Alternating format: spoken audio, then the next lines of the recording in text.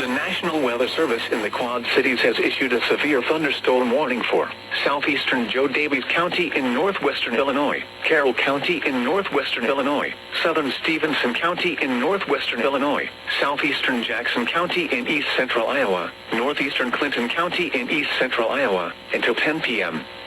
At 8:53 p.m., severe thunderstorms were located along a line extending from near Elizabeth to Preston, moving east at 30 miles per hour.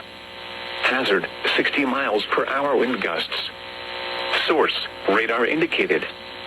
Impact, expects damage to roofs, siding, and trees. Severe thunderstorms will be near Woodbine around 9 p.m. Andover and Maspach around 9:05 p.m. Savannah and Zabula around 9:10 p.m. Other locations in the path of these severe thunderstorms include Pearl City, Argo, Fay, Lanark, Fairhaven, Chadwick, Shannon, and Milledgeville. For your protection, move to an interior room on the lowest floor of a sturdy building.